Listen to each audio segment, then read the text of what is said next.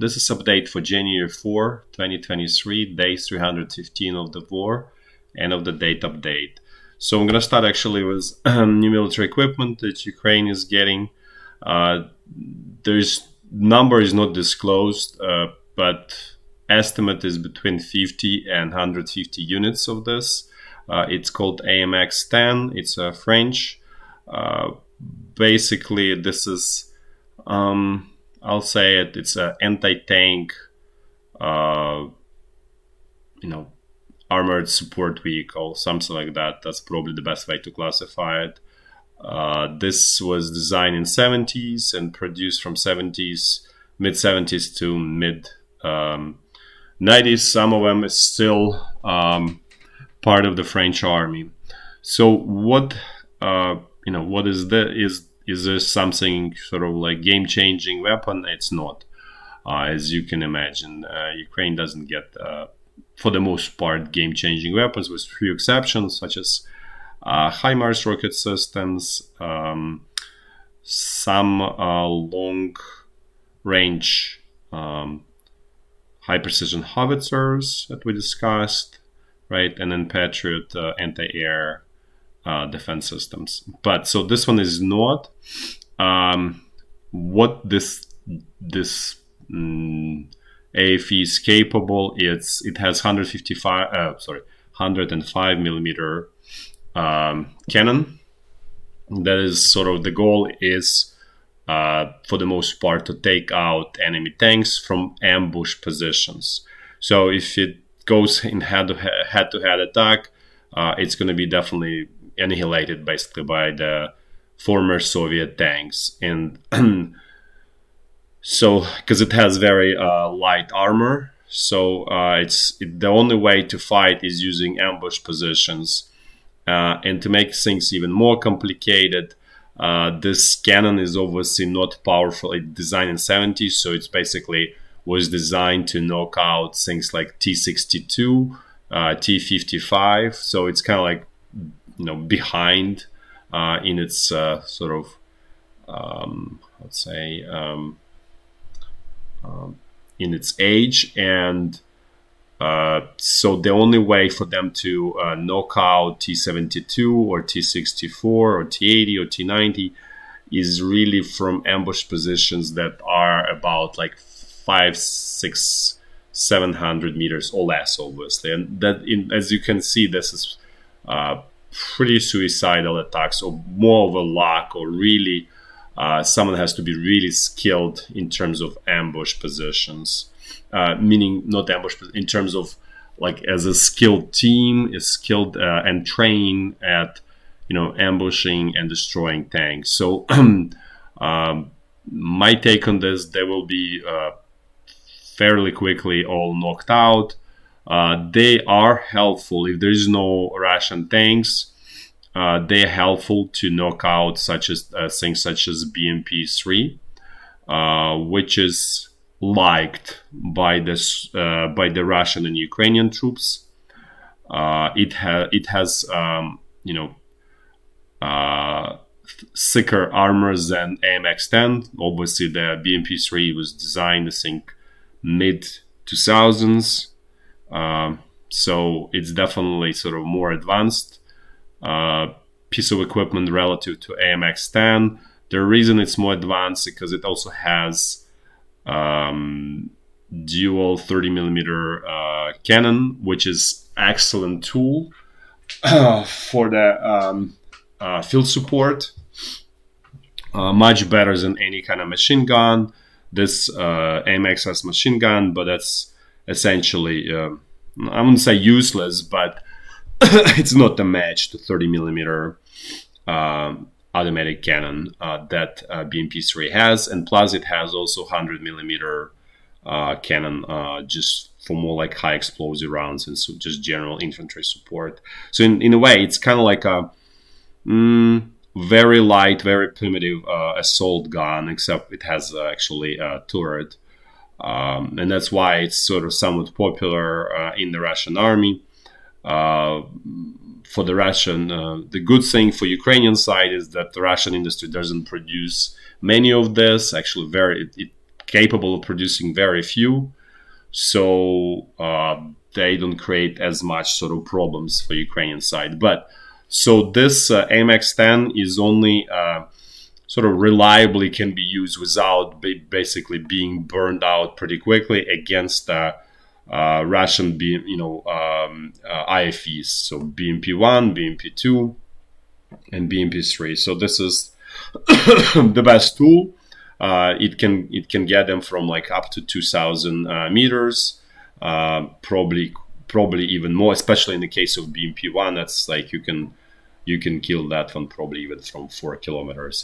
It's so terrible basically as a piece of equipment. It's I would say perfect tool for horrific suicide. Let's put it this way. So again, if it's wisely used by Ukrainian military, could be a helpful tool. There is no question about it. But if it's not used wisely, this is going to be just again also perfect equipment for kamikaze attacks and self-destruction. Knowing Ukrainian military at the command, probably not going to be, for the most cases, it's not going to be used wisely. Probably going to be used in horrific suicidal frontal attacks that will lead, to complete destruction of this in a short order. But they just sad reality on the battlefield and in Ukrainian army. I'm not saying that Russian army is better. It's horrific. It's in its own ways. It's just, as I said, they're all twins. It's just an extension of the Soviet army. So now let's discuss a little bit sort of more general economic topics. We haven't talked about those in a while because there is not much information. The only important part is about the energy situation. So natural gas is going down, continues going down in Europe. It touched 730 US dollars per 1,000 cubic meters, which is somewhat relatively new low. Again, it's all driven by the warm weather in Europe. It's not that the problem is resolved. It's just the warmer weather that's in a way function of that. That's all it is. Russian Gazprom, which is Russian state monopoly on exporting natural gas out of Russia, quickly trying to switch and increase supplies of natural gas to China. They reported new record supplies of natural gas to China. They didn't disclose exact number, but the base is very small, so the still number is pretty relatively, definitely nothing close to exports in Europe, not even, by, 2 times or 3 times. It's definitely like small fraction. The really bad part of it for Russia is that prices in China about like 5 times less than in Europe. So if in Europe 730, you somewhere under 200 in China, and that really means that the margin are extremely slim there. It's not let's put it this way, and it's not like selling cocaine to Europe. It's like close to living homeless life for Russia's side. So that's really, so the natural gas export of natural gas is essentially a dead-end solution for Russia. The only way it can take advantage of it is basically doing some value add stuff with it, which is then the easiest one is fertilizer. Remains to be seen if they will manage to sort of move in that direction. But at this point, it's from strategic perspective, Russian natural gas industry is, I wouldn't say dead, but severely impaired, let's put it this way. Now let's switch to Russian oil. That one is doing pretty good relative to how much sort of attempts to disrupt Russian export. It's surviving, let's put it this way, in okay shape. So what's happening is because large importers in India, Turkey, China are afraid of the US and European sanctions. So what happens is then the importers of, so the buyers of Russian crude somewhat changed. Now it's like a smaller companies that have small refineries, let's put this way. And China has huge number of those. They call teapot refineries. It's some small company, doing sort of pretty, I would say, low quality processing of crude, but they don't care about the environment. So you get, they how you call it? I don't even know what's the right name of it, but basically, I think you understand the point. They just low quality equipment, cheap, and buying also cheap input such as Russian crude because it's a discount, and they have sort of their own place in the ecosystem, or in the oil processing ecosystem. So this is where how it shifted in terms of Russian crude oil buyers. At the same time, Russia is also doing certain things to ensure security of its exports. So now they're planning to build 250 to 270 crude oil tankers by 2027. And they really need 240. So for now, they use that old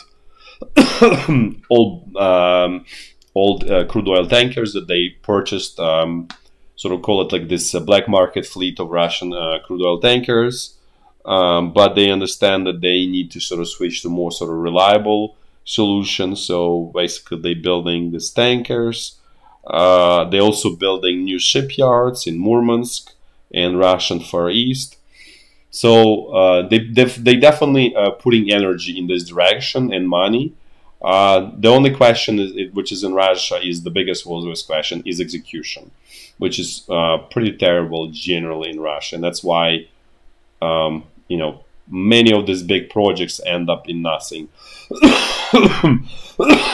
Because if all of these projects were really to materialize in a proper way, Russia probably would be one of the most advanced countries in the world. But they always, most of them never materialize. The resources are stolen and misused and all of that stuff. Then let's discuss a little bit, switch to West. And the situation was specifically, it was inflation and the cost of living, the sinking cost of living in the West as a result of misguided energy policies. So I want to stress, it's not a fault. It's not Russia's fault. Russia is just taking advantage of the, call it, unwise decisions that being done in the West. That's what they do. So the inflation, essentially, first we'll take UK. The inflation persists. Especially energy, and energy is everywhere, right? If energy goes up, it permeates through entire system and everything, because behind anything you do, there is unit of energy, and if energy goes up, the everything goes up as well. And so the situation in the UK looks like it's the worst out of the developed world. There's ongoing strikes by different, like my understanding, some post office workers or some other workers or that, or, different sort of work professional groups are protesting, especially the ones that are on sort of fixed income, which means they work for the government, because working for the government is always the worst thing you can have in your life.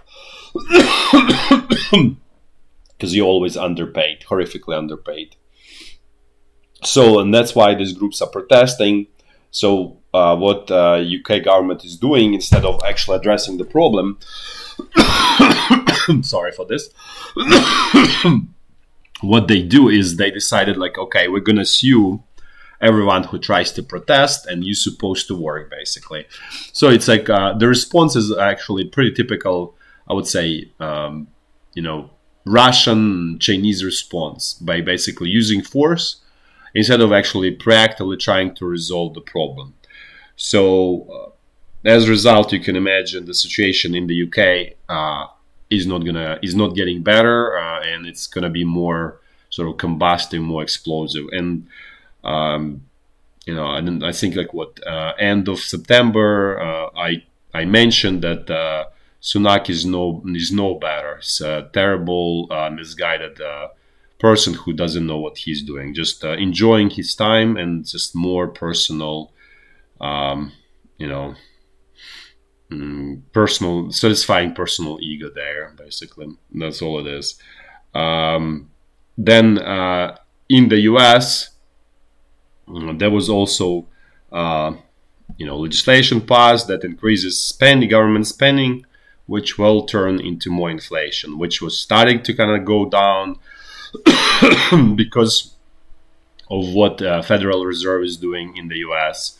However, now there is new push from the government because it spends money basically creating credit that is not for which there is no goods or services. So that really always creates inflation.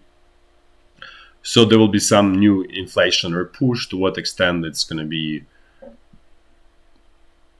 you know, big or small will remains to be seen. But it's definitely going to work against the work of Federal Reserve. So which also means that Federal Reserve needs to work sort of harder, basically, by increasing interest rates. So again, this is this whole dynamic that's very different from how we used to live, where at this point, any unfunded government spending in the West immediately results in inflation, and which decreases standard of living in the West, wherever you take it. Because as you can imagine, many Western governments, they used to kind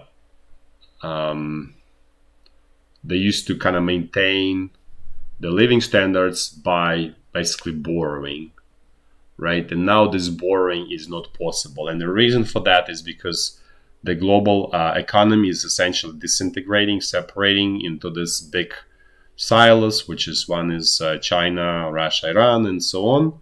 And then West. And the problem with the West that it doesn't have enough resources or manufacturing capacity. And so if you try to do what's being done in the past, it immediately results in inflation. So if you see your government is doing deficit spending, just know that this is going to hurt you, you know, in a short order. I don't know, it's in 6 months, you know, maybe even as soon as 3 months or 9 months or up to a year, but it's going to hit you. And so if your government is doing is not doing deficit spending, then things are probably going to be okay. So just very simple kind of like rule of thumb that you can understand if you're going to get hurt or not by inflation in your country. Then now let's switch to a little bit more kind of like sort of military political strategic situation. So Russia, China, and South Africa are doing joint naval exercises in February near South Africa. Why this is important? It's essentially what this first means, like South Africa is sort of silently in the camp of China, Russia, and all of that world, not in the camp of the West, which probably not going to surprise, knowing for many who understand what's going on in South Africa over past whatever, I don't know, 10, 15 years, 20 years. And the second part of it is this essentially like why South Africa is important, because it's a kind of like a key point on exiting from the Indian Ocean and to Atlantic. And Atlantic is kind of like a sealed and protected internal, call it like a pond within the West, right? And it's used for a lot of marine traffic and so on. So this allows Chinese at least like a springboard to jump into the Atlantic potentially during the conflict, as if there's a conflict, right? So they want to secure this jumping board. It's kind of like, in a way, mirror to what Germany was doing during World War I and World War II, during this naval war, where the German warships and submarines, they tried to get into either Pacific or Indian Ocean and disrupt trading routes there, right? Because, and this is the same idea right now, is for China and Russia, is to get into Atlantic to potentially disrupt trading routes down the road, and just generally transfer of troops between the two continents and so on. So that's why it's very strategically, it's extremely important. Let's put it this way. Then the build-up of the coalition continues. U.S. is meeting with Japan. Japanese Prime Minister is visiting U.S. on January 13 to, obviously discuss this defensive alliance against, obviously, China.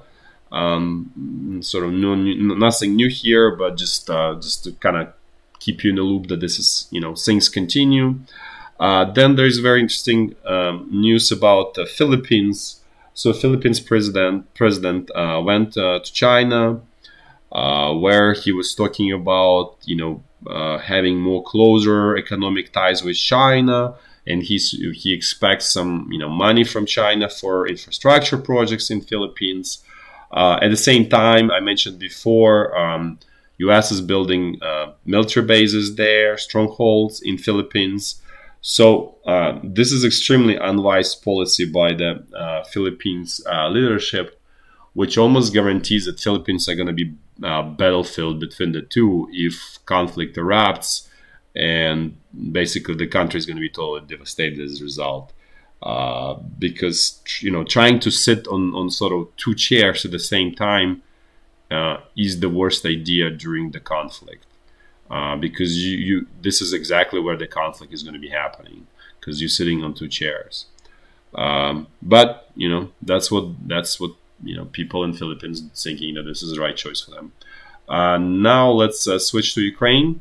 So quick update on the power grid. It's still around. There are some actual improvements. There is more electricity availability. So it's very clear that Ukraine is somehow managing to, let's say, maintain the power grid and sort of like keeping it from slipping into complete collapse.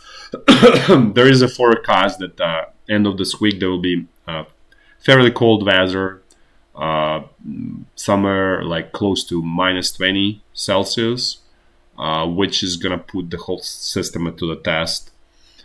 It's fine weather, sort of safe for Ukraine, and it's not a big deal, but given the terrible technical shape of the whole system because of all of these attacks, so that's why it's going to be a test. So we'll see what happens. Hopefully things are not going to deteriorate terribly. Now let's move to the battlefield. We're going to do walkthrough in a clockwise fashion, starting from very north. So let's just first look at the situation along the state border. The sort of mutual attacks continue along the state border using missiles, UAVs, artillery, so everything goes. At the same time, things are stable in terms of there's no plans to attack by either side, to move basically in opposite territory. So things are more or less stable. Oh, and one thing I forgot to mention. If you remember, Ukraine got T-55S tanks from Slovenia, which I mentioned is complete military junk. It's just, again, tools to die, to get burned pretty quickly, and, to get basically fried. So all of those tanks were transferred to 47th Brigade.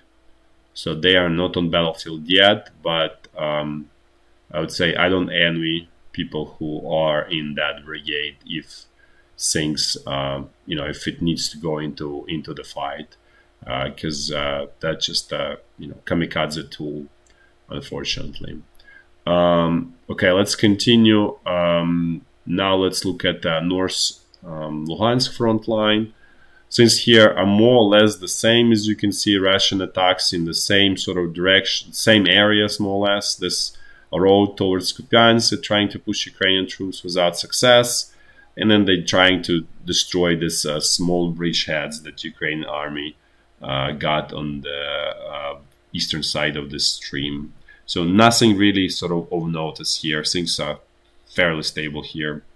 Now let's look at the North Donbass front line, where things are the worst for Ukrainian army.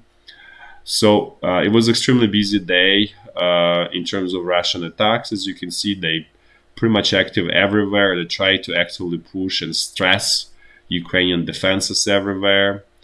They made some progress. It's really hard to put on the map, almost too small, we'll say.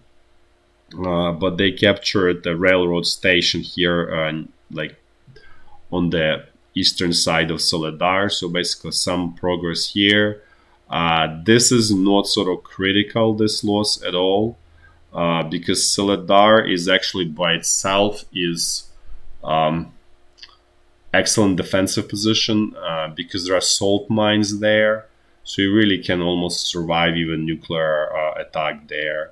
So, you know, that's why the Soledar is not in, how to say, immediate danger from frontal attack. The real danger is this, you know, flanks, you know, this Russian, you know, springboards north and south. So that's really where the real danger for Soledar. But their situation was more or less stable in both cases here.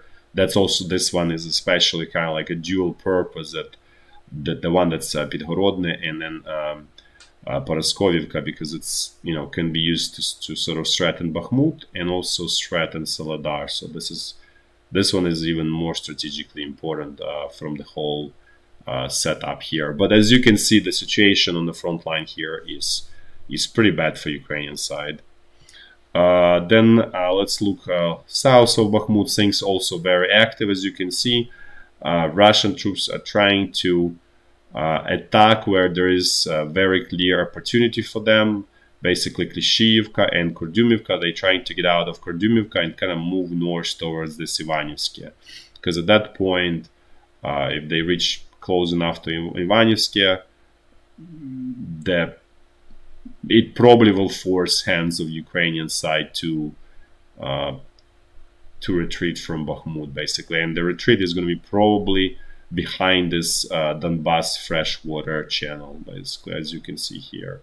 Potentially. That's sort of one, it's kind of like, call it natural defensive position there. But, you know, we'll see. Maybe Ukrainian side will try to hold on to whatever intermediate defensive positions before it retreats eventually there. Now let's keep going. Let's see what's going on at central Donbass front line. Since here, you know, somewhat predictable, similar. Russian troops really focused on Marinka, on attempting to make some kind of breakthrough there. So far, it doesn't really work for them at all. They just totally bogged down, and then they renewed the activities out of the Spitsky salient. You know, which at this point, at this speed, the way they're moving forward there, it's probably going to take another probably 6 months to a year to create any kind of credible threat on this front line for Ukrainian troops here. Now let's finish with the Zaporizhya front line, which is, as always, sleepy so far. So nothing new here. Probably will remain sleepy for some time, unless there is Russian offensive out of this area. That's, I would say, the only way I see that it's going to become active. But just on that note, the earliest probably it's going to happen end of January. So we'll see what happens then. But for now, the Russian side is still preparing. Thank you for watching, and until tomorrow. Bye bye.